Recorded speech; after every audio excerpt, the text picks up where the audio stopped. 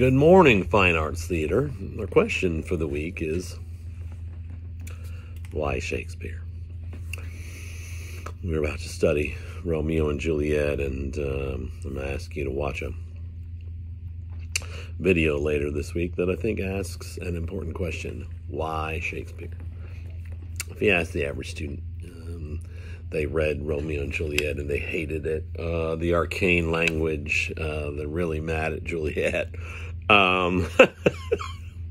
Really mad that they fell in love, and the whole action in 15 seconds, and the whole action is centered on this one chance meeting. I get it. I get that. However, the reality is that anywhere you go in the world, if you say Romeo and Juliet, regardless of the language, regardless of the continent, they're going to know what you're talking about. And I do think there are reasons for that. And I want to talk about those. And I think it makes it worthwhile to talk about. I also think we make a big mistake in junior high and high school English in this country, and we teach Romeo and Juliet to students who are about 14 years of age. That's a mistake. The reality is you need some life lived under your belt, and I realize some of you are still in high school. That's okay.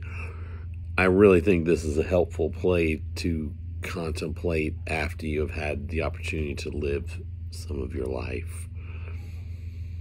I mean, like on your own, doing your own thing, truly making your own choices.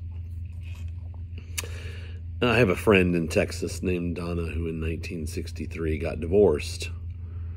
And in 1963, in the state of Texas, she woke up the next day, needed to buy something. It was a car. And in 1963, this is just not quite 60 years ago now. I'm not talking about ancient history. When she got to the car lot, she was told she needed something. The thing that she needed in order to buy a car was a man's signature. And I think it is difficult for most of the young ladies in the class to contemplate that that was a scant 60 years ago, that it was law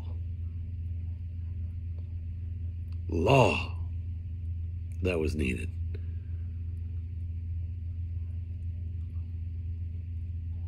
So, this is even worse in the time that Shakespeare is writing.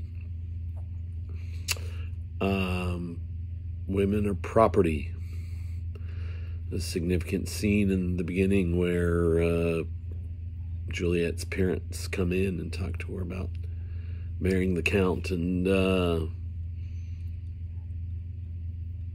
my question is, where did Juliet ever get the idea that she had any choice involved in this at all? I think most of you have taken for granted that you will be able to make your own choice regarding who you marry. But even today, in places in the world, arranged marriage is still a thing. In fact, in huge swaths of the world, that's custom. Where did Juliet get the idea that she ought to be able to do that? You have to be able to take that into account in order, I think, to get the importance of Romeo and Juliet. The reality is we don't really know anything about William Shakespeare. If you're a conspiracy theory person, there's about 1 million that William Shakespeare was the pen name for whoever the person or group who was writing for the company.